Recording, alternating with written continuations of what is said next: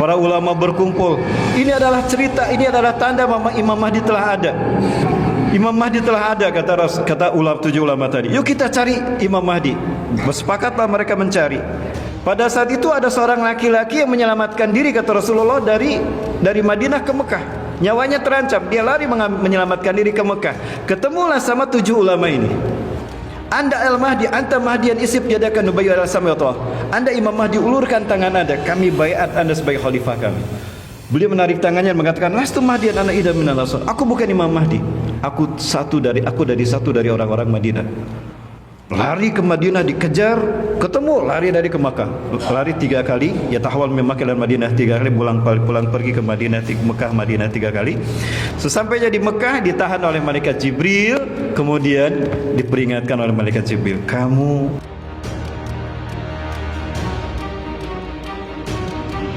Alhamdulillahirabbil alamin wa bihi nasta'inu ala umuri dunya waddin wassalatu wassalamu ala asyrafil anbiya'i wal mursalin sayyidina wa nabiyina Muhammadin wa ala alihi washabbihi ajma'in wa man ittaba'ahum bi ihsan ila yaumiddin ma syaa Allah kan wa man lam yasha lam yakun la hawla wa la quwwata illa billahil aliyyil azim.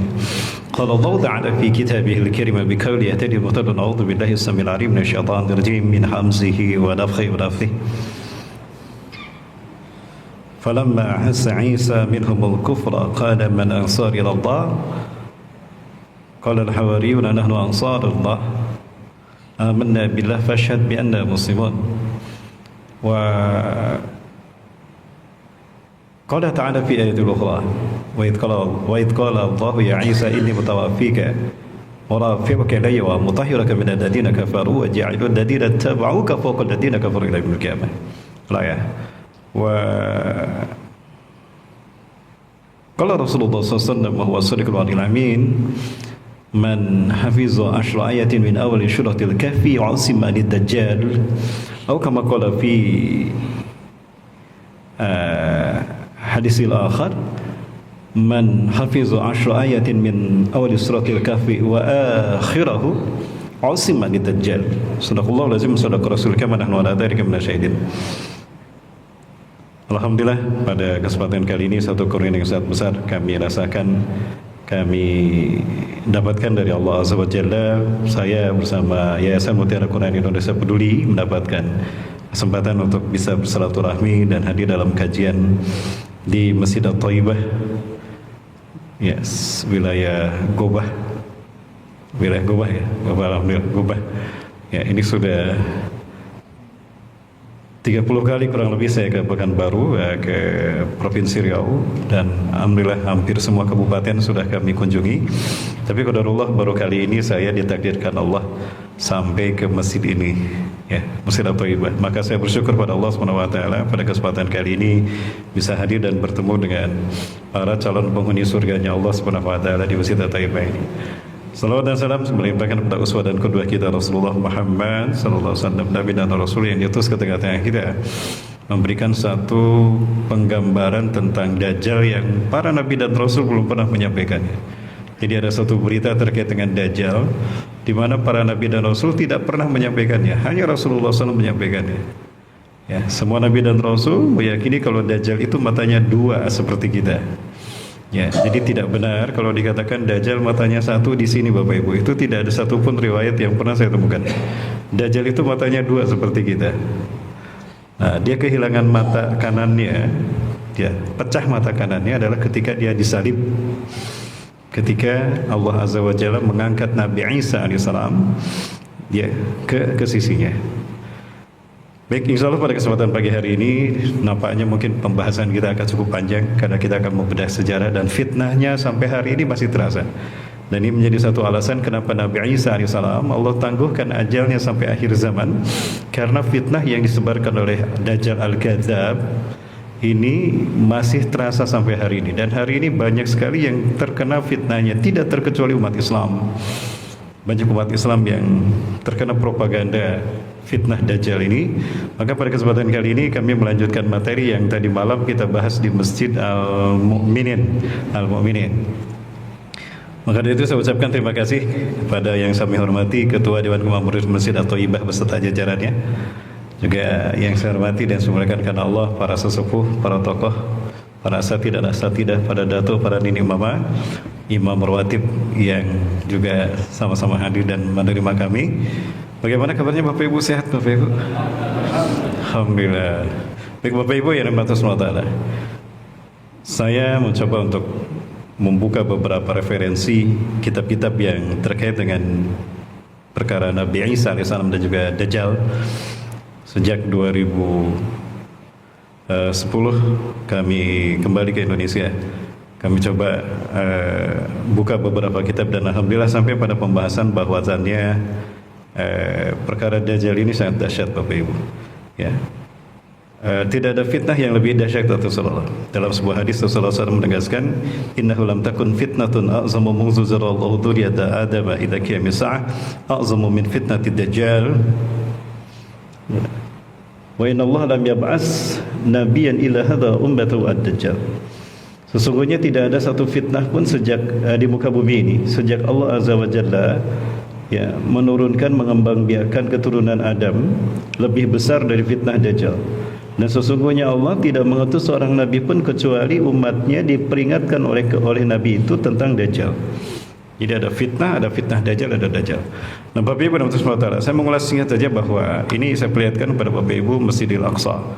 Masjidil Aqsa adalah kiblat kita yang pertama, kiblat para nabi dan rasul, bumi Isra Mi'rajnya Rasulullah SAW,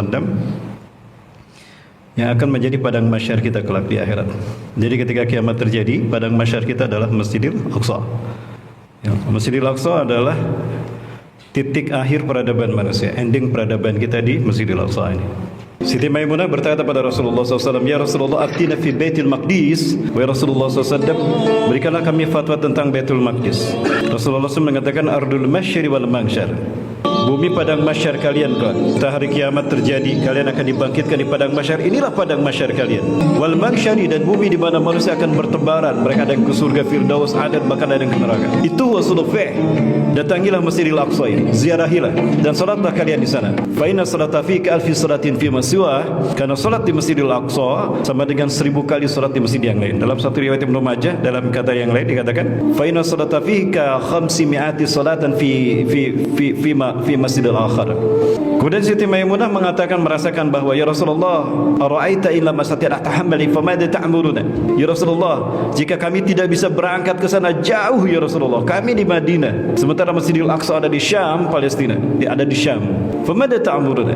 Mungkin itu pertanyaan kita hari ini. Ya Rasulullah, kami berada di Pekanbaru, Indonesia, jauh ribuan mil kami dari Masjidil Aqsa. Jika kami tidak bisa berangkat ke sana dan berziarah ke sana, apa yang Anda perintahkan? Fatuhdilahu zitan yusraju fi, sumbangkan zaitun-zaitun kalian agar menyala Islam di sana, agar salat bisa ditegakkan di Masjidil Aqsa. Dan beginilah yang terjadi jika Masjidil Aqsa tidak kita ziarahi. Jika tidak ada umat Islam dunia yang menziarahinya, maka fitnah akan terjadi melanda saudara-saudara kita di sana. Baik Bapak Ibu dan Saudara, ada satu peristiwa yang menarik terjadi di sini, dan ini merupakan titik tolak terjadinya fitnah Dajjal terkait dengan Nabi Isa alaihissalam. Jadi Bapak Ibu yang dirahmati Allah, di Masjidil Aqsa inilah ada satu kelompok pendeta namanya pendeta Sanhedrin. Mereka adalah pendeta ahli kitab Yahudi di zaman Nabi Zakaria alaihissalam, di zaman Nabi Isa alaihissalam dan Nabi Yahya. Mereka melakukan kemungkaran kepada kitab Allah yang bernama Taurat. Ya, di dalam kitab ini mereka melakukan apa yang mereka lakukan terhadap Taurat. Yuharifunal kalima amma wadih. Mereka menghapuskan satu ayat dari tempatnya. Summa yaktubunal kitaba bi'aidihim. Lalu mereka menuliskan ayat dengan tangan mereka sendiri. Summa yaquluna hadza min indillah. Lalu mereka mengatakan ini datang dari Allah, padahal itu bukan dari Allah. Nabi Zakaria tidak tahu tentang Taurat. Nabi Yahya pun sama. Yang faham Taurat Nabi Isa alaihissalam. Jadi itulah kenapa Allah selain mewahyukan Injil kepada Nabi Isa alaihissalam, Allah mengilhamkan Taurat. Karena pada saat itu Allah yang Maha Tahu, Yahudi telah melakukan makar, merubah Taurat menjadi Talmud yang sekarang ada. Saya pernah melihat beberapa lembaran-lembaran Talmud di Bukit Zion. Qadarullah, seumur saya belajar di Palestina, baru sekali saya mendapatkan kesempatan masuk ke Bukit Zion, Bapak Ibu. Ada banyak Torah. Mereka menyebut Torah, itu bukan Taurat, itu demi Allah, itu Talmud. Nah, mereka menyampaikan Taurat itu di sini, di Masjidil Aqsa. Pada saat itu Nabi Isa dan Nabi Yahya masih kecil, mungkin sekitar 7 tahunan. Bapak-bapak, ibu-ibu, inilah firman Allah dalam Taurat. Allah memerintahkan kita dalam Taurat, bla bla bla bla bla. Nabi Isa mendengarkan. Pada saat itu masih kecil, masih anak-anak. Itu bukan Taurat. Taurat tidak seperti itu, kata Nabi sallallahu alaihi wasallam. Salah satu ayat Taurat yang mereka sembunyikan adalah firman Allah tentang akan diutusnya Rasulullah SAW. Di dalam Taurat Allah berfirman, ini Taurat Bapak sekalian, A'udzubillahi minasyaitonirrajim, inni ba'ithum min waladi Ismail nabiyyan ismuhu Ahmad. Man amana bihi faqad ihtada wa rusyida wa man lam yu'min bihi fa huwa mal'unun ila yaumil qiyamah. Inni ba'ithum min waladi Ismail nabiyyan. Sesungguhnya aku akan mengutus dari keturunan Ismail seorang nabi yang namanya Ahmad. Jadi di dalam Taurat Allah sudah memberitahukan Rasulullah akan diutus. Man amana bi faqad ihtada wa rusyida. Siapa yang beriman kepadanya maka sungguh dia telah mendapatkan petunjuk ke jalan yang lurus. Wa man lam yu'min bih, dan siapa yang tidak beriman kepada Muhammad Ahmad, fa huwa mal'unun ila yaumil qiyamah, maka terkutuklah dia sampai hari kiamat. Ayat-ayat ini disembunyikan, maka Nabi Isa membantah mereka, wailun lakum, celaka kalian, wa ummukum, dan ibu-ibu kalian, innakum tuharifuna al-kalima amma wadih, kalian telah menyembunyikan, telah merubah ayat dari tempatnya. Taurat yang dimaksudkan tidak begitu. Nih Taurat yang sebenarnya seperti ini. Satu persatu mereka dibantah oleh Nabi Isa. Setiap kali pendeta Sanhedrin mereka ceramah di sini Bapak Ibu, menyampaikan Taurat, dibantah sama Nabi Isa alaihissalam. Maka para pendeta Sanhedrin ini merasa terganggu dan tekor mereka. Wah, lama-lama kalau dibiarkan ya anak, ketahuan kita telah melakukan makar. Berkomplotlah mereka, berkumpul, maka mereka berencana untuk melakukan sebuah makar. Apa makarnya? Anak ini harus kita sembelih, anak ini harus kita bunuh. Jangan, dia Nabi dan Rasul Allah. Kita tidak boleh mengotori darah tangan kita dengan darah para Nabi dan Rasul. Kan sudah kebiasaan kita. Yuqatilunal anbiya bighairil haqq. Mereka membunuh para Nabi tanpa alasan yang benar. Di zaman dahulu para Nabi saja dibunuh, apalagi zaman sekarang para ulama yang dibunuh. Andai ada Nabi zaman sekarang mungkin dibunuh juga. Aman? Aman jamaah? Jamaah? Lanjut. Nah baik Bapak Ibu yang dirahmati Allah. Nah, bagaimana caranya kata mereka? Kita memang harus menyingkirkan anak ini. Maka mereka mengatakan, salah satu dari mereka mengatakan, kita sudah terbiasa mencatat, menulis ayat-ayat Allah. Kita sudah mahir mengarang ayat-ayat Allah. Apalagi membuat undang-undang. Gampang, tinggal di amandemen saja, bikin undang-undang baru. Keceletot lagi saya. Aman jamaah? Itu zaman sekarang. Ya, maka apa kemudian? Bapak Ibu Rasulullah, nah sepakatlah mereka, dibuatlah sebuah fitnah terkait dengan Allah melahirkan Nabi Isa alaihissalam. Apa itu? The confusing of God. Tuhan bingung. Ada doktrin Tuhan bingung. Ya tadi malam kami sintil, kami bahas sedikit. Jadi Bapak Ibu yang dirahmati Allah, jadi mereka kemudian membuat sebuah karangan cerita, mengarang cerita sendiri. Ya, bahwa Tuhan pernah bingung ketika Adam alaihissalam, ketika Nabi Adam memetik dan memakan buah pohon kayu bersama Hawa di surga. Iblis menamakannya Huldi. Ketika Tuhan akan menghukum Adam, Tuhan berpikir, Adam ini manusia. Jangankan Adam, alam semesta aku sentil, hancur alam semesta, apalagi Adam. Mestinya aku tidak jadi menciptakannya. Pastinya aku kan tahu Adam akan melakukan perbuatan dosa, maka tidak aku ciptakan. Aku bingung sekarang, dihukum jangan. Kalau aku hukum dia, sentuh dia, kasihan dia menderita, akan terluka. Tapi kalau tidak dihukum, dia berdosa, dia bersalah. Bingunglah Tuhan, hukum jangan, hukum jangan, hukum jangan. Nah kemudian Tuhan menemukan ide. Apa idenya? Aku Tuhan, aku immortal, aku tidak mati, aku saja yang dihukum, jangan Adam. Maka dia memanggil malaikat Jibril. Kalau dalam literatur mereka disebutnya Gabriel. Yang ditulisnya Gabriel, kita membacanya Jibril. Jibril, ta'al, uktub li ma'lumatan, tuliskan untukku satu maklumat. Ini ubasyiruka, ini bahwa sesungguhnya aku akan menjelma menjadi manusia. Sa'asiru insanan fil ardh. Aku akan berubah diriku menjadi manusia. Aku akan menjelma menjadi manusia. Dari sinilah ada muncul kata ilahul mubasyar, Tuhan yang menjelma menjadi manusia. Dan ini adalah perilaku bangsa Romawi yang mempertuhankan raja-raja mereka. Termasuk di zaman Ashabul Kahfi, Adrianus mengaku Tuhan di hadapan Ashabul Kahfi di Philadelphia, Jordania. Insyaallah Bapak Ibu, ini saya biasa ceritakan di Gua Ashabul Kahfi. Kalau Bapak Ibu nanti berangkat ke Masjidil Aqsa Palestina, Mesir, Jordan bersama saya, nanti kita cerita para nabi di negerinya langsung. Di titik Allah mengutus para nabi dan rasul itu sendiri ya. Insyaallah bulan September barangkali ada istri saya, ada jadwal mungkin ya nanti bulan September kita akan berangkat ke Masjidil Aqsa sama-sama. Mau Bapak Ibu? Kita berkunjung ke masjid ini insyaallah. Ya, nabung dari sekarang Bapak Ibu. Berapa ongkosnya Ustaz? $2.850 kurang lebih 42 juta. Kita akan ke 3 negara. 3 hari di Mesir, 3 hari di Palestina, 3 hari di Jordan. Kita ke piramida, Sungai Nil, Laut Merah, terusan Suez, kita ke makam dan ketemu Firaun Bapak Ibu. Ya. Terakhir nanti kita ke Gua Ashabul Kahfi. Bapak Ibu mau ketemu Firaun? Masih ada zaman sekarang, tapi sudah tak bernyawa Bapak Ibu. Baik Bapak Ibu Rahmatullah. Nah, maka ditulis dalam maklumat Tuhan menjelma menjadi manusia. Kemudian Tuhan berpikir lagi, kalau aku lahir menjadi manusia, bagaimana caranya aku hadir ke dunia? Kalau aku muncul begitu saja, mereka tidak akan percaya aku manusia. Berarti aku harus lahir secara normal. Maklumat yang kedua ditulislah Tuhan lahir secara normal. Yang ketiga, Tuhan bingung lagi, kalau aku lahir secara normal, siapa wanita yang pantas melahirkan Tuhan? Jibril ngasih ide, Tuhan, Anda pernah mengutus saya ke Nazaret. Di Nazaret ada seorang wanita suci yang tidak pernah berbuat dosa dan tidak pernah disentuh oleh siapapun, masih suci Tuhan. Siapa dia Jibril? Masa Tuhan tidak tahu kalah sama Jibril? Tuhan tidak update. Ini kejahatan di memfitnah tentang Allah, bahkan memfitnah Nabi Isa alaihi salam. Bapak Ibu, ini adalah Masjid Marwani, satu dari 5 masjid besar yang ada di Masjidil Aqsa. Al-Aqsa itu luasnya 14,4 hektar. Di dalamnya terdapat 18 masjid, ada 13 masjid kecil, ada 5 masjid besar, 2 di atas lantai permukaan Al-Aqsa, 3 di bawah. Yang Bapak Ibu saksikan ini adalah lorong yang dulu Rasulullah masuki ketika Isra Mi'raj. Ketika Rasul memasuki ini lorongnya.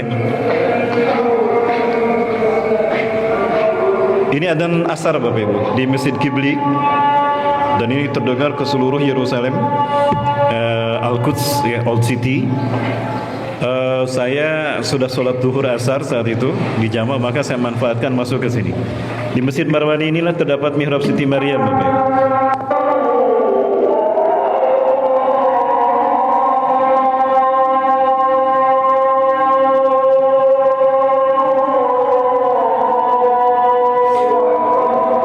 Inilah dinding-dinding yang disentuh Rasulullah dulu ketika datang ke Masjidil Aqsa ini. Beginilah Rasulullah melihat Masjidil Aqsa, Masjid Marwani.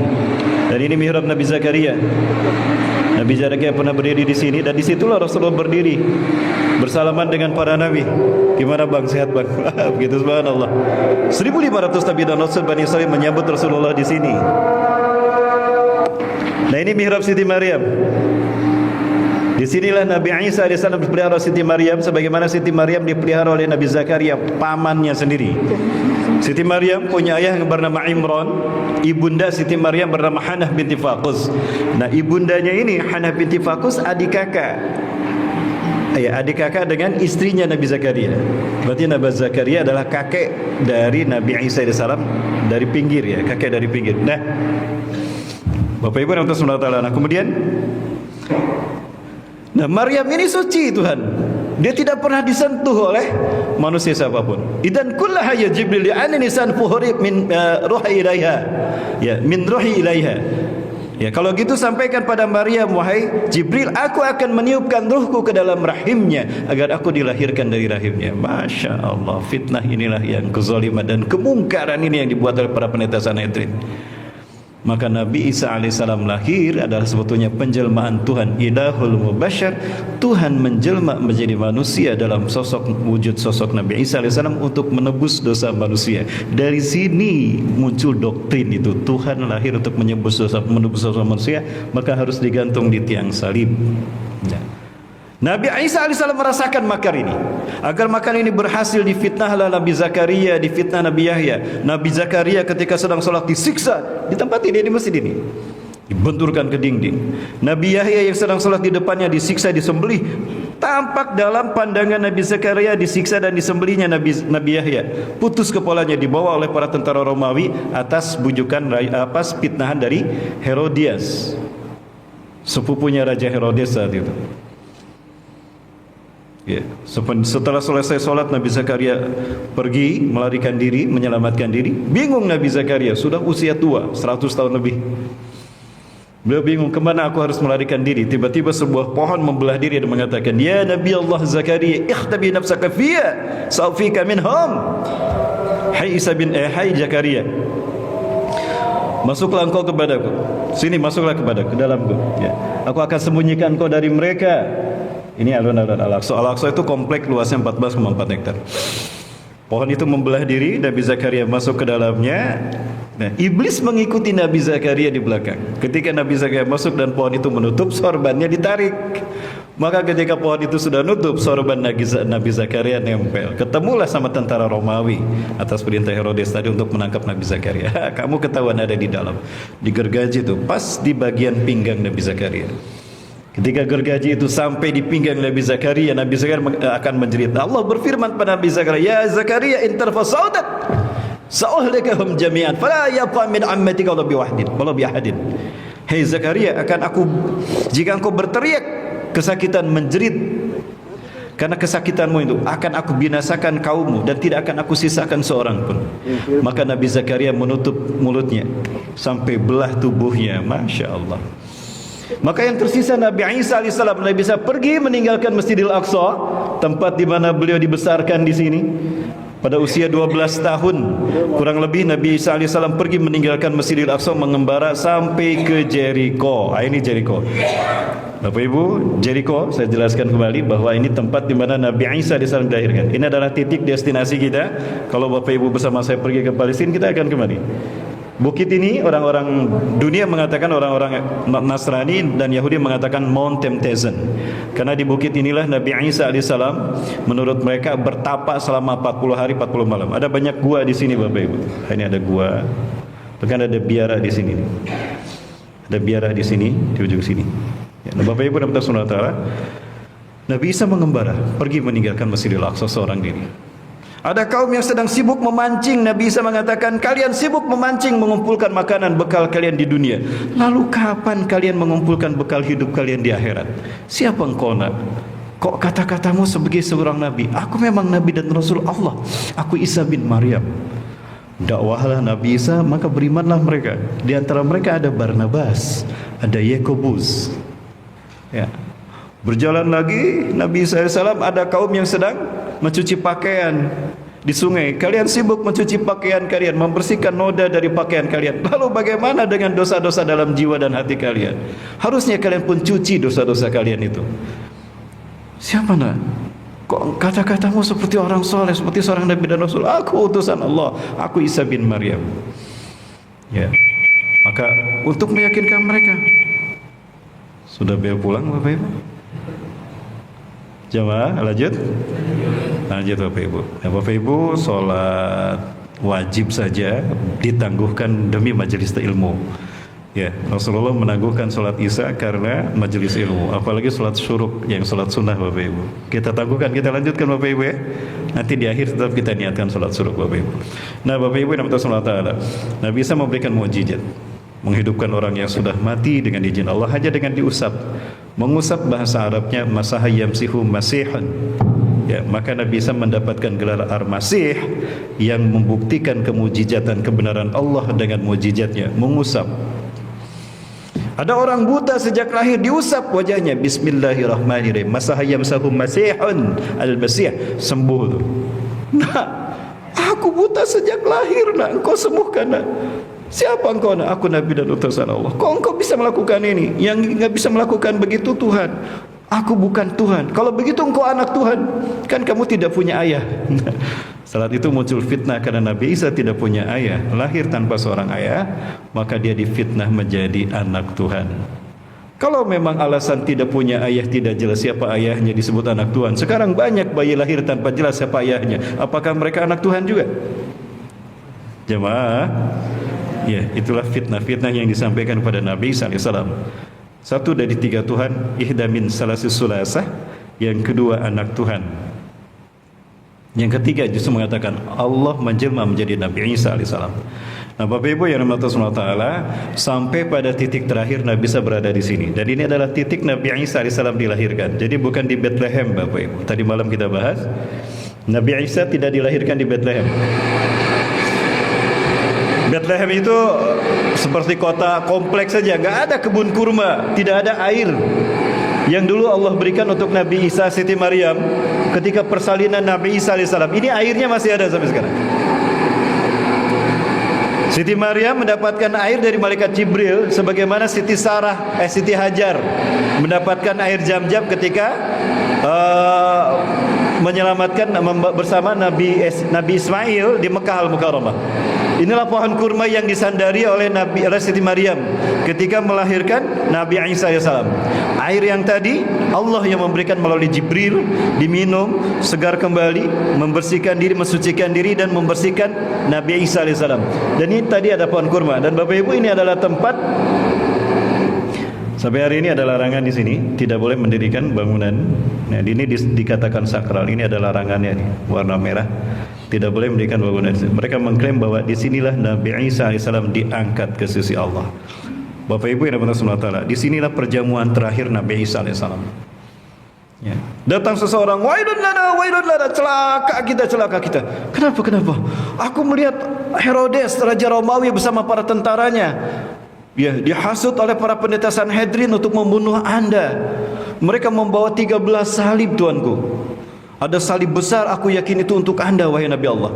Ada 12 salib untuk kami Hawariyun. Saat itu Hawariyun ada 12 orang, pengikut Nabi Isa alaihissalam, ya, murid Nabi Isa alaihissalam, disebutnya Hawariyun. Sebagaimana untuk Rasulullah ada sahabat, untuk Nabi Isa alaihissalam ada Hawariyun. Di sana ada Zarnab bin Bar'ala yang sampai hari ini masih hidup. Maka Nabi Isa alaihissalam kemudian mendapatkan wahyu dari Allah Azza wa Jalla. Jibril datang memberitahukan kalau mereka akan membuat fitnah terhadap dirimu, wahai Isa, wahai Al-Masih. Maka kemudian Allah menghendaki engkau akan diangkat ke sisinya, ya. Kekufuran Bani Israel, bangsa Yahudi, makin jelas di hadapan Nabi Isa alaihissalam, bahkan berniat untuk membunuhnya. Maka Allah Azza wa Jalla menjelaskan ini dalam Quran surat Ali Imran ayat ke-52. Allah Azza wa Jalla berfirman, a'udzubillahi minasyaitonir rajim.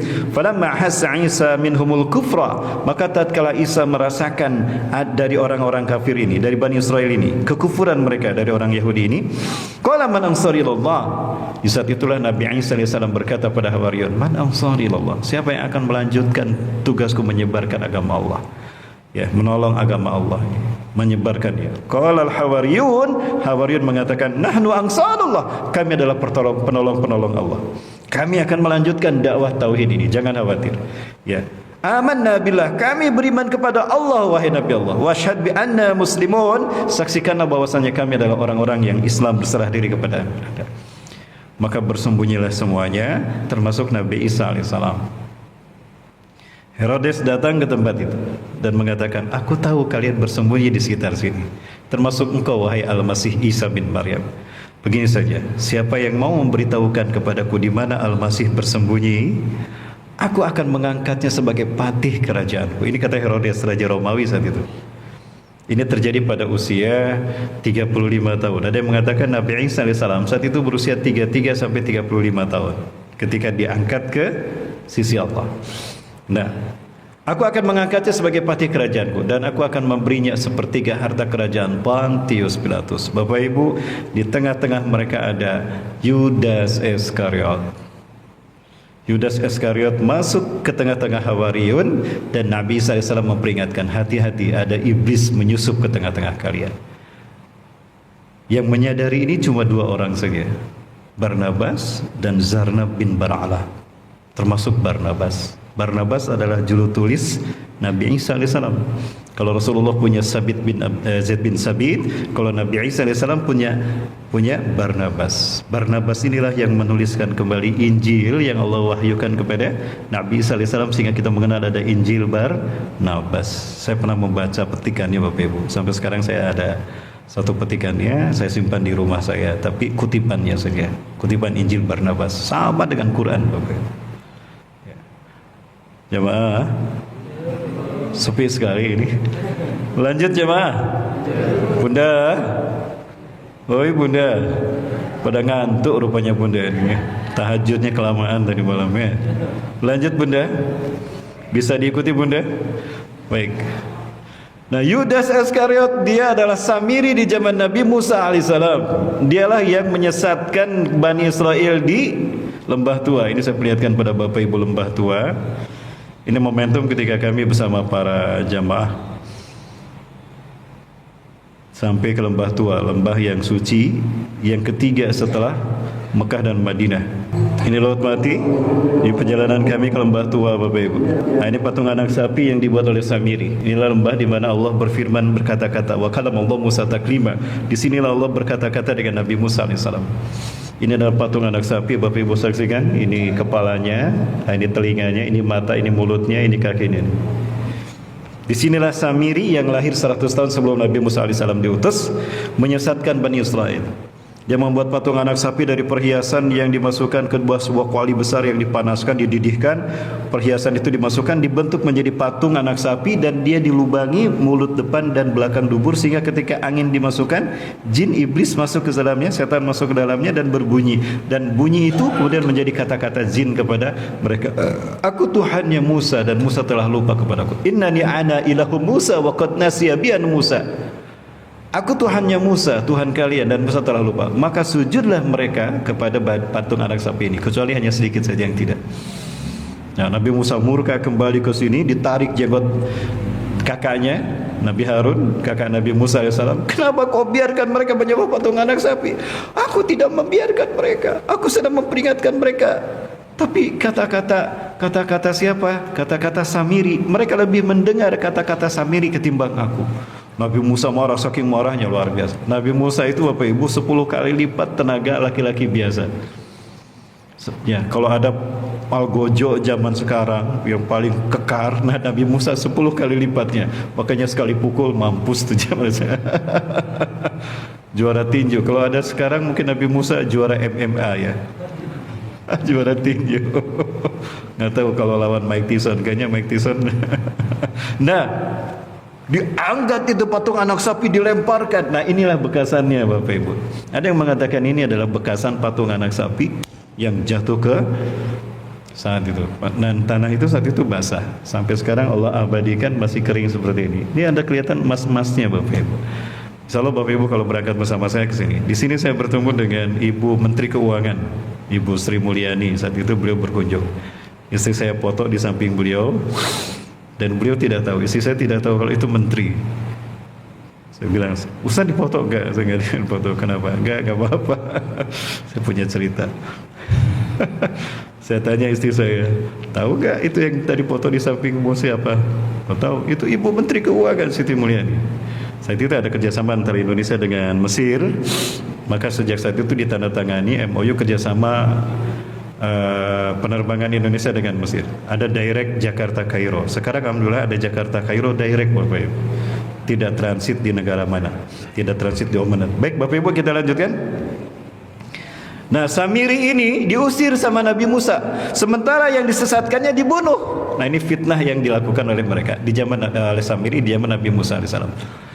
Sama Nabi Musa cuma diusir saja. Kenapa tidak dibunuh? Sementara yang disesatkannya dibunuh. Karena yang membunuhnya nanti Nabi Isa alaihissalam. Di mana membunuhnya? Di tempat ini Bapak Ibu. Disinilah nanti tempat pertemuan Nabi Isa alaihissalam dengan Samiri.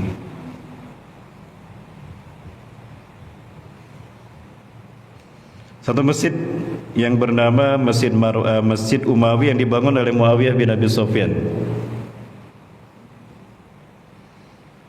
Nah, ini masjidnya Bapak Ibu. Dia adalah masjid di mana akan bertemunya Nabi Isa alaihissalam dengan Nabi Isa alaihissalam di mana di Damaskus, di kota Gutoh, tepatnya di kota Gutoh. Pada saat itu Bapak Ibu sekalian mati Allah, Nabi Isa alaihissalam sudah bersembunyi. Nah, Yudas yang diusir oleh Nabi Musa alaihissalam namanya masih Samiri. Dia masuk ke zaman para nabi, masuk ke zaman Nabi Su'aib, Nabi Ilyas, sampai kepada Nabi Daud dan Nabi Sulaiman, masuk pula pada zaman Nabi Isa alaihissalam. Di zaman Nabi Isa alaihissalam beliau berganti nama menjadi Yudas Iskariot. Dia butuh kekuasaan. Dia butuh kekuasaan untuk mempengaruhi manusia agar manusia percaya kepadanya, dan dia butuh harta untuk keliling dunia. Pucuk dicinta ulam tiba ketika Herodes menawarkan posisi sebagai patih dan sepertiga harta kerajaannya. Kesempatan, ya, pucuk dicinta ulam tiba. Keluar dia menghampiri siapa? Menghampiri Herodes. Dan dia mengatakan, aku tahu di mana Al-Masih bersembunyi. Ikutlah aku. Kamu masuk, ikuti dia, kata Herodes. Aku ingin dia ditangkap hidup-hidup. Maka ketika si Yudas mau masuk ke tempat di mana Nabi Isa bersembunyi, Allah berfirman kepada Nabi Isa alaihi salam. Bapak Ibu yang dirahmati Allah, Allah berfirman, ya, wa iz qala Allahu ya Isa inni mutawafika, dan ingatlah ketika Allah berfirman, hai Isa, sesungguhnya aku akan mewafatkan engkau. Nabi Isa alaihissalam diwafatkan Allah. Wa rafi'uka ilayya, dan aku akan mengangkatmu ke sisiku. Ya, aku akan mengangkatmu ke sisiku. Jadi Nabi Isa alaihissalam diwafatkan Allah, kemudian diangkat ke sisinya. Wa mutahhiruka minal ladzina kafaru, dan aku akan membersihkan namamu dari orang-orang kafir. Dan aku akan membersihkanmu, ya, dari orang-orang kafir sampai hari, ya, ila yaumil qiyamah, sampai hari kiamat. Ya, Bapak Ibu dan teman-teman, kemudian Nabi sallallahu alaihi wasallam diwafatkan Allah, diangkat ke sisinya. Wafat di sana berarti tidur. Wafat itu mustarokah, satu kata banyak arti. Bisa berarti meninggal dunia, bisa berarti tidur. Nah, Nabi sallallahu alaihi wasallam diwafatkan Allah, ditidurkan Allah, dan diangkat ke sisinya. Ya, kemudian ketika Nabi sallallahu alaihi wasallam diangkat, Yudas masuk ke dalamnya dan dia tidak menemukan Nabi sallallahu alaihi wasallam. Di mana tadi dia ada di sini? Kok nggak ada sekarang? Di situ Allah melakukan sesuatu yang menjadi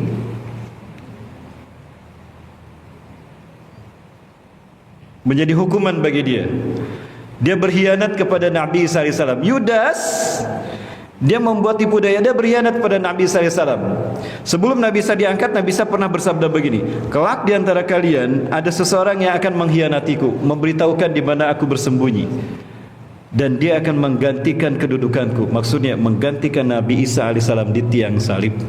Maka ketika Nabi Isa diangkat ke sisi Allah oleh malaikat Jibril, Yudas masuk ke dalamnya, dia pelongo-pelongo, tidak ada Nabi Isa alaihissalam, maka Allah serupakan dia menjadi Nabi Isa alaihissalam. Yudas atau Samiri di zaman Nabi Musa, Yudas di zaman Nabi Isa, Allah serupakan menjadi Nabi Isa alaihissalam. Ini ayatnya. Wa qaulihim, dan perkataan para pendeta Sanhedrin, inna qatalnal Masih Isa ibn Maryam. Ketika Yudas keluar, dia sudah berubah menjadi Nabi Isa alaihissalam. Nah, gitu dong. Itu namanya pemimpin. Kalau sudah memang waktunya lengser, ya lengser sini, gentle. Yuk sini. Itu kata mereka, persis seperti orang-orang zaman sekarang, ya Bapak Ibu. Aman? Ya.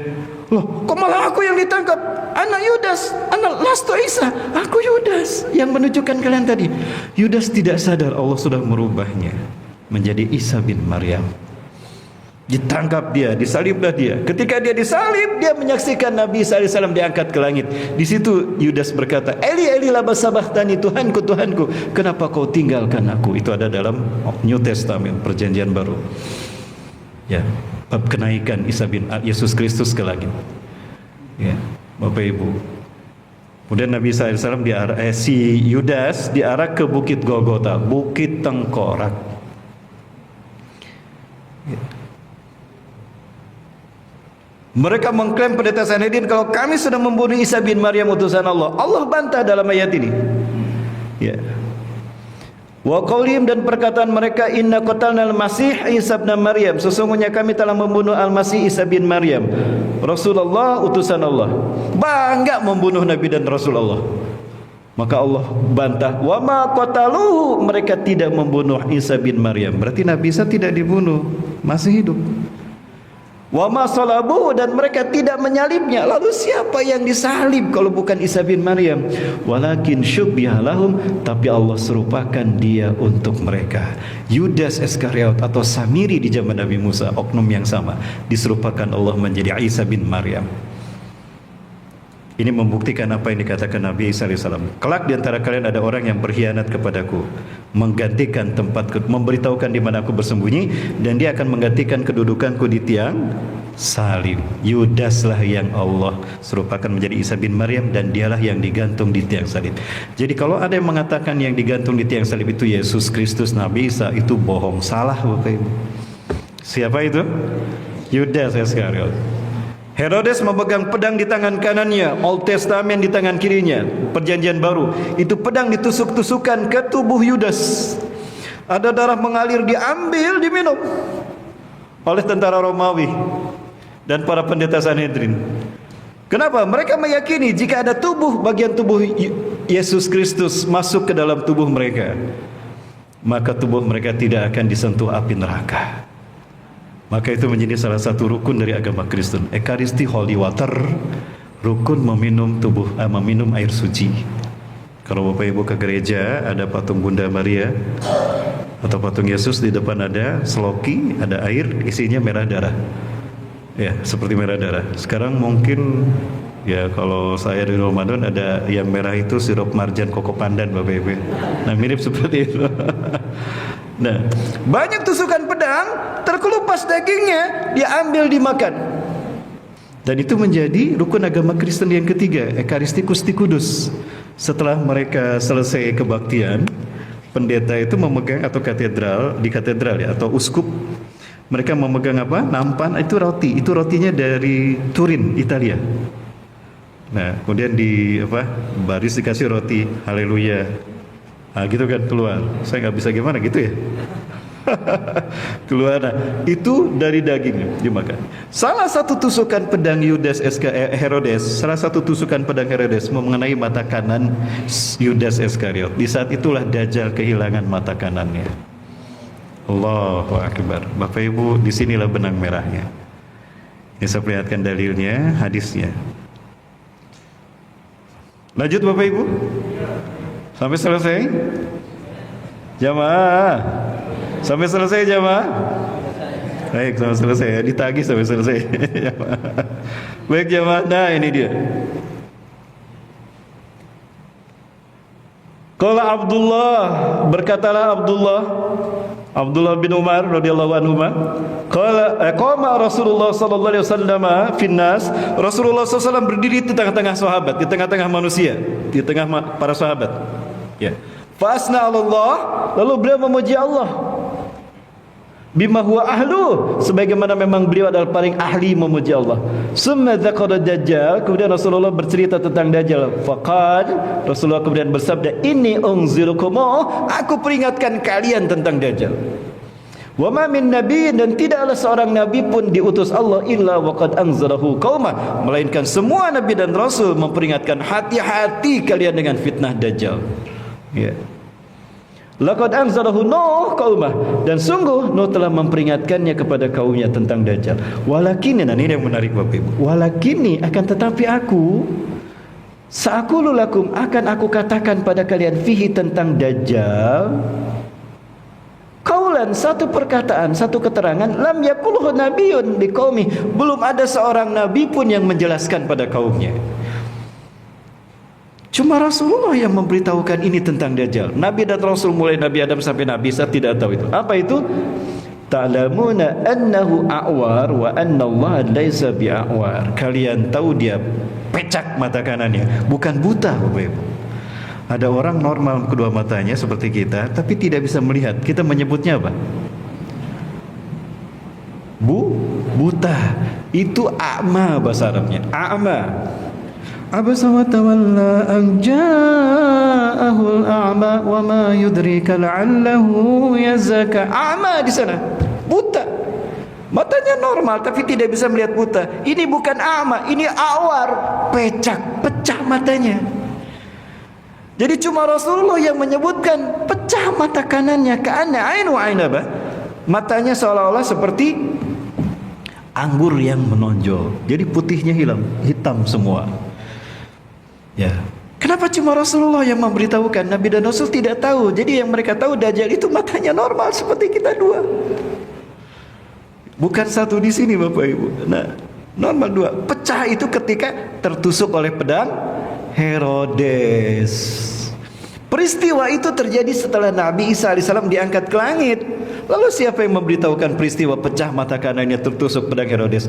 Rasulullah SAW lah, Nabi yang terakhir ini, Bapak Ibu. Nah, kemudian dia di arah ke Bukit Golgota, dikuburkan. Hirup hebohlah umat Nabi Musa ini. Nabiullah Isa bin Maryam ditangkap, disalib. Tidak, itu bukan Nabi Isa, kata Hawariyun. Semua Hawariyun tahu, ya, itu bukan Nabi Isa. Allah serupakan dia dengan Nabi Isa. Tidak. Nah, sejak saat itulah pecah. Ada yang mengatakan Isa bin Maryam ditangkap, disalib. Ada yang mengatakan Nabi Isa tidak ditangkap, tidak disalib, tapi diangkat ke sisi Allah. Dan itulah yang benar, Bapak Ibu. Jadi kita tahu sekarang siapa yang disalib? Bukan Nabi Isa, tapi Yudas Iskariot dan Samiri. Barnabas, Zarna bin Bar'ala berkumpul dan mengatakan, kita akan gali kuburannya. Setelah 3 hari 3 malam kita gali kuburannya untuk memastikan benarkah dia sudah mati atau masih hidup. Kalau dia sudah mati, berarti dia bukan Dajjal, dia manusia seperti kita biasa. Ketika digali ternyata 3 hari 3 malam, Barnabas, Yakobus, Zarna bin Bar'ala diam-diam menggali kembali kuburan Yudas Iskariot. Pada saat itu Allah membalikan wajahnya, dikembalikan wajahnya, tubuhnya dari bentuk Isa bin Maryam, dari wajah Nabi Isa kepada wajah dia sendiri. Proses perubahan wajah itu kembali mengakibatkan ada cahaya terpancar, terpolarisasi, menembak ke kain kafan. Maka di kain kafan itu ada sketsa wajah Nabi Isa alaihissalam yang terbuat, yang dicetak oleh darah.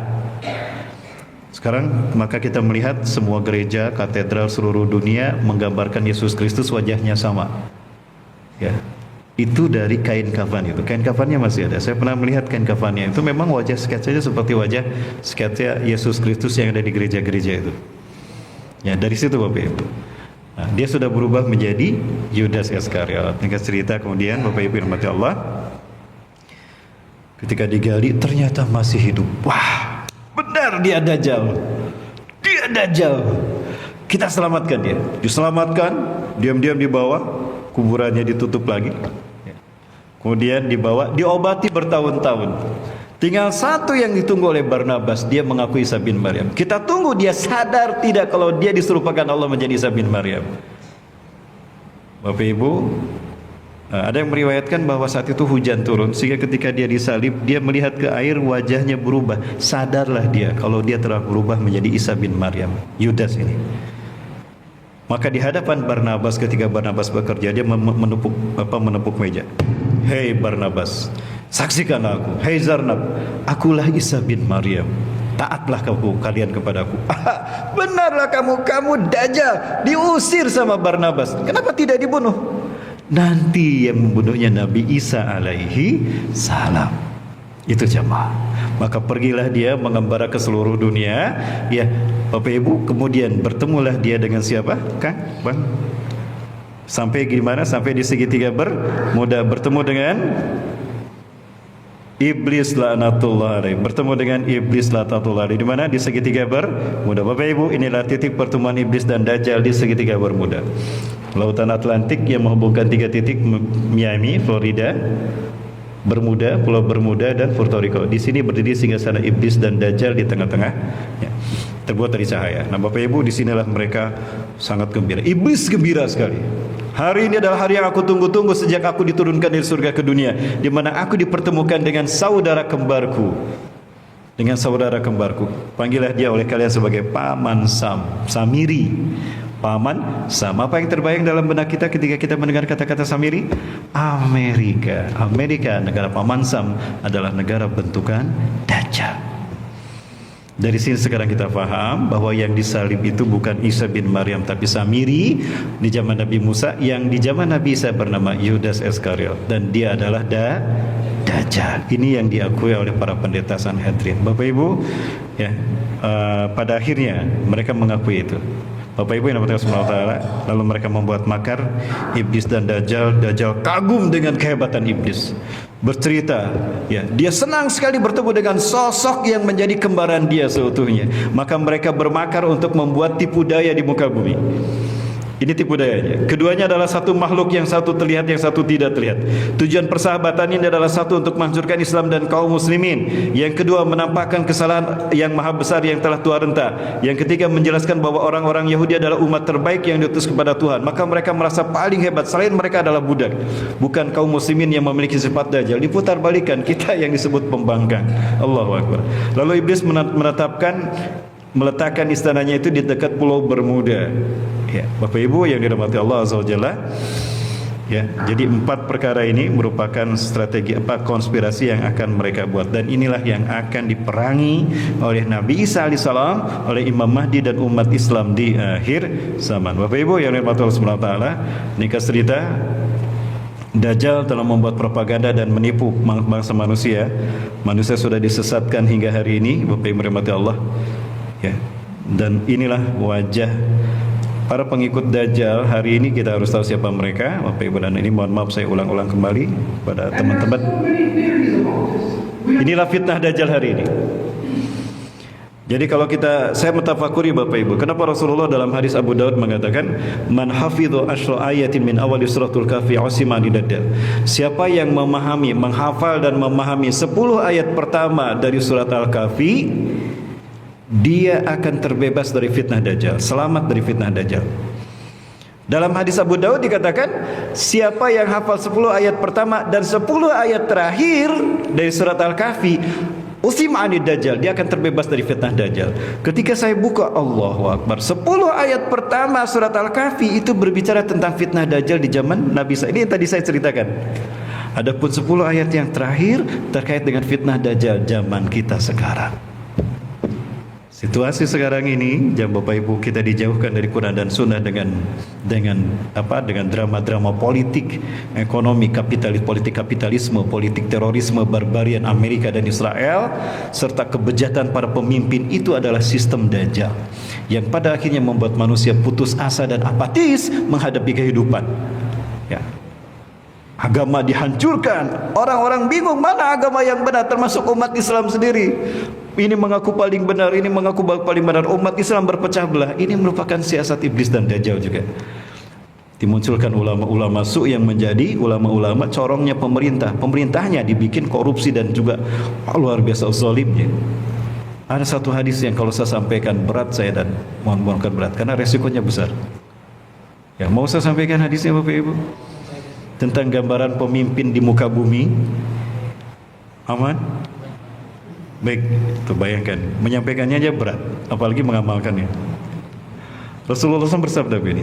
Ini hadis di dalam kitab Nasahihul Ibad, karya Ibnu Hajar Al-Asqalani, hadis dari Anas bin Malik radhiyallahu an.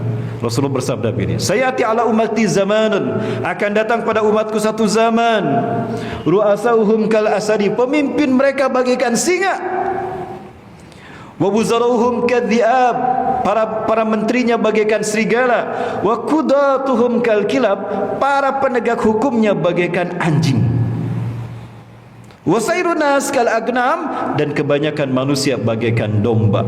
Wa kaifa ya'isul ghanam indal asadi wadh-dhi'abi wal kilab, maka bagaimana bisa domba hidup di tengah-tengah singa, serigala dan anjing? Bisa tidak Bapak Ibu? Kata Rasulullah SAW, menjelang kemunculan Dajjal, zaman pada saat itu seperti ini. Menjelang Dajjal muncul, satu, pemimpinnya bagaikan singa. Singa ada julukannya Raja Hutan, betul? Kenapa singa dijuluki Raja Hutan? Karena singa paling kuat, kalah sama singa semuanya, betul?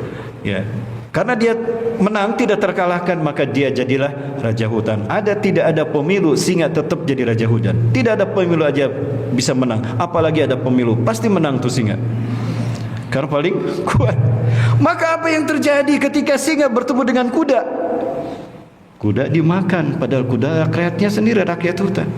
Ketika singa bertemu dengan rusa, rusa dimakan, padahal singa rakyatnya sendiri. Padahal rusa adalah rakyatnya sendiri. Maka artinya apa? Akan datang satu zaman di akhir zaman menjelang kemunculan Dajjal, di mana pemimpin memakan rakyatnya sendiri. Sudah terjadi belum Bapak Ibu? Di mana? Masya Allah, berarti sudah terjadi di Riau. Berarti Riau kiamat duluan Bapak Ibu. Ketika pemimpinnya bagaikan singa, menterinya bagaikan serigala. Serigala tidak sehebat singa, tidak sebuah singa, tapi serigala rakusnya tidak kalah sama singa. Tapi singa banyak angpaunya, singa banyak dagingnya. Maka ngumpullah itu serigala di istana singa, dikasih proyek sama singa, kerjakan proyek ini, proyeknya mangkang. Kenapa? Dananya banyak yang dikorupsi. Bingunglah ketika singa akan inspeksi. Wah, singa akan datang melihat proyek. Apa proyeknya? Proyek laptop, proyek infrastruktur, atau MBG. Salah kecut juga. Ya, banyak dikorupsi. Sementara proyek belum selesai gimana? Coba lihat domba. Itu domba punya banyak dana. Ada dana haji, ada dana wakaf, ada dana. Nah, gimana? Kita ambil dana itu. Maka itu menteri nyamar menjadi domba, serigala nyamar menjadi domba. Muncul istilah serigala berbulu domba. Allahu Akbar. Rasulullah ceritakan begini, akan datang satu masa raja kalian, pemimpin kalian bagaikan singa, para patih, para pembantunya, para menterinya bagaikan serigala, dan penegak hukumnya bagaikan anjing. Yang namanya anjing, Bapak Ibu, itu senang sama daging kan. Siapapun yang ngasih daging itu sudah otomatis jadi majikan ya. Maka anjing menjadi peliharaan, jadi binatang peliharaan. Binatang peliharaan, bukan bintang peliharaan, binatang peliharaan. Ya. Maka jadilah dia jadi penjaga aset majikannya, bukan aset saya keceletot. Rumah majikannya, istana majikannya. Anjing menjadi penjaga rumah. Ada rumah megah di gunung-gunung, villa-villa muda. Ketika datang yang menyambut anjing, bukan pemiliknya. Betul? Dan celakanya anjing ketika menjadi penjaga rumah, dia tidak bisa membedakan antara tamu dengan maling. Betul? Walaupun yang datang tamu orang mulia, keturunan Rasulullah SAW, baru pulang dari Mekah. Karena ini tamu tidak bawa angpau, tidak bawa daging, digonggong sampai hari ini kan. Tapi walaupun yang datang maling, Bapak Ibu, dan bawa daging, ya asiklah tuh anjing sama daging. Maka malingnya masuk ke rumah majikannya, emasnya dicuri, nikelnya dicuri, minyaknya dicuri. Apalagi yang dicuri sekarang? Timahnya juga dicuri, Bapak Ibu. Habislah harta majikannya. Nah, ini yang terjadi. Menjelang kemunculan Dajjal, kacau dunia ini, fitnah di mana-mana. Pemimpinnya bagaikan singa, menterinya bagaikan serigala, penegak hukumnya bagaikan anjing, dan kalian bagaikan domba. Masya Allah. Jamaah, rakyatnya kita ini dianggap digambarkan seperti domba, kata Rasulullah. Ketika domba berada di padang rumput, apa yang diucapkan domba? Jamaah, ketika domba berada di padang rumput, apa yang disuarakan domba? Mbe, itu persis tuh. Mbe, gitu ya.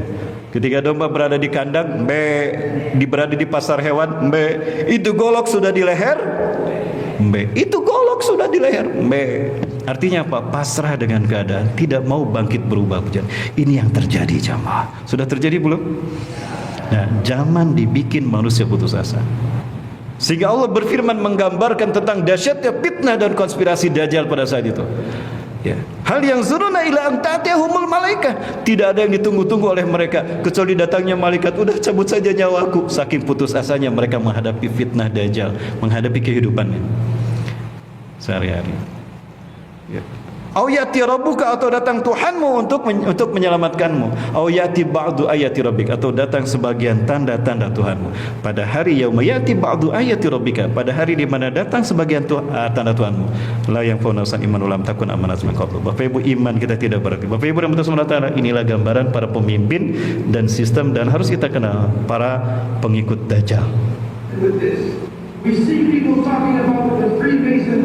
Inilah gambaran para pemuka agama dalam kendali Dajjal semua.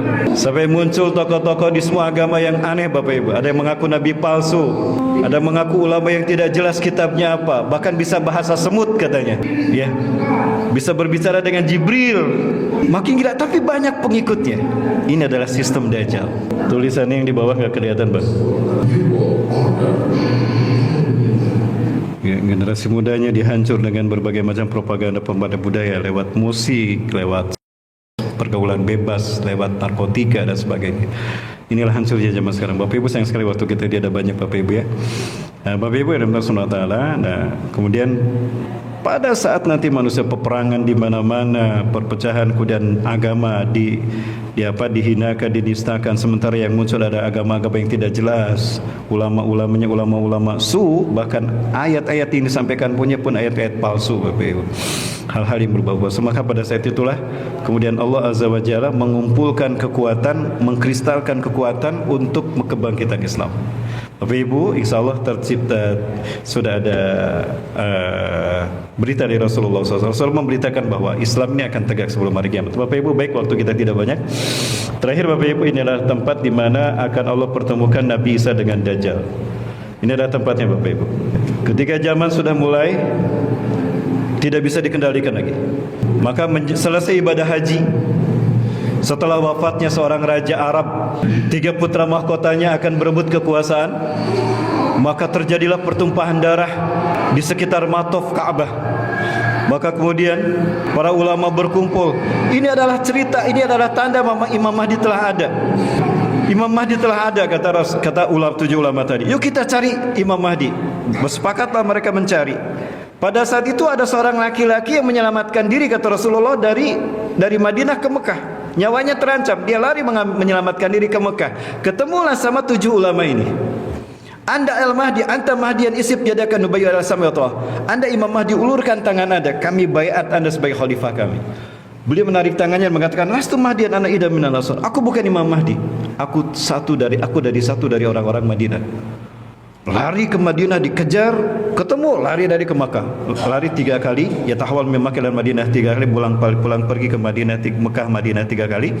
Sesampainya di Mekah ditahan oleh malaikat Jibril, kemudian diperingatkan oleh malaikat Jibril, kamu akan mendapatkan amanah besar, melanjutkan tugas para nabi dan rasul untuk menghimpun kekuatan kaum muslimin, pasukan terbaik memerangi Dajjal. Diislahkanlah beliau sebagaimana Rasulullah diislahkan ketika menjadi nabi dan rasul. Akhirnya beliau menerima, sholat subuh kemudian keluar di Masjidil Aqsa, di Masjidil Haram. Maka beliau keluar lalu dibayat oleh 313 sampai 315 orang di depan Multazam, berkumpul mereka antara Multazam dengan Makom Ibrahim. Disitulah beliau dibayat. Maka saat itulah ya ketahuan beliau dibayat. Raja Arab sudah meninggal, Raja Hijaz. Sekarang Raja Salman kan, raja yang terakhir meninggal dunia. 3 putra mahkotanya berebut kekuasaan, berperang, tapi tidak berhasil karena Imam Mahdi lah yang kemudian menjadi Raja Arab Saudi nanti. Raja Arab. Fayamlikul Araba. Beliau akan memimpin Arab 7 atau 8 kali musim haji. Ada satu riwayat sampai 9 musim haji. Beliau dibayat, kemudian perang di situ terjadi, ya. Maka pada saat itu Arab Saudi akan kembali kepada pangkuan Ahlus Sunnah wal Jamaah. Maka pada saat itu kemudian raja-raja Arab yang munafik, yang pro kepada Amerika dan Israel akan diperangi pada saat itu. Maka Jazirah Arab dikuasai oleh beliau. Sampailah ke masjid ini, sholat subuh berjamaah. Ketika sudah qomat dan beliau meluruskan saf sholatnya, maka turunlah Isa bin Maryam. Di sini Bapak Ibu. Turun di mana? Turun di sini. Ini Masjid Umawi yang dibangun oleh Muawiyah bin Abi Sufyan. Di dalamnya ada masjid yang kemudian ada menara-menara putih. Salah satu menara itu menjadi menara tempat di mananya turun Isa bin Maryam, Al-Manara Al-Baida. Ini dia maksudnya. Turun Nabi SAW ala janahaini malakain, memegang sayap 2 malaikat untuk memerangi Dajjal. Turun Nabi SAW, maka bersolaklah kaum muslimin saat itu. Allahu Akbar, la ilaha illallah Muhammadur Rasulullah, Allahu Akbar. Ya marhaban ya Nabi Allah, selamat datang wa Isa bin Maryam. Ta'al ya Nabi Allah, salli lana. Silakan imami kami salat. Nabi Isa menolak untuk menjadi imam. La taqaddam hadihi wa ikmatlak. Inna ba'dakum li ba'din umara tukramatullah hadil ummah. Sesungguhnya sebagian kalian adalah pemimpin bagi sebagian yang lain. Kemuliaan Allah untuk umat ini. Bayangkan Nabi Isa AS makmum di belakang Imam Mahdi. Luar biasa.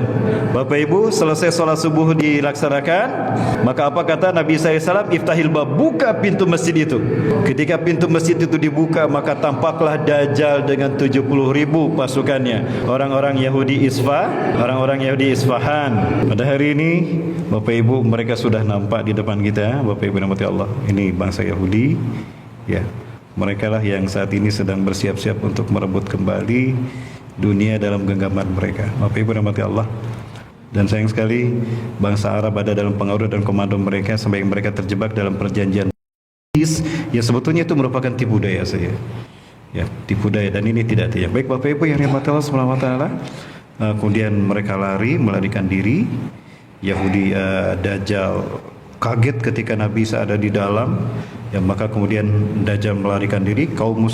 Orang-orang Yahudi pengikut Dajjal mereka mati mendadak ketika mencium harum napas Nabi Isa alaihissalam. Kata Rasulullah, harum napasnya akan tercium sejauh mata memandang.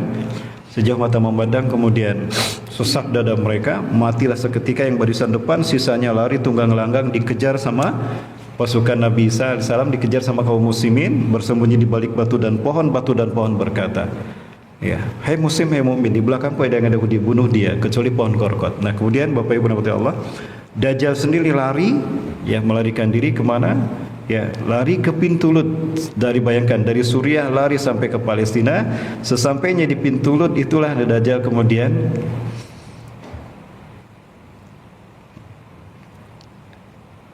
masih rasa tidak bisa menghindari Nabi Isa alaihissalam, ya.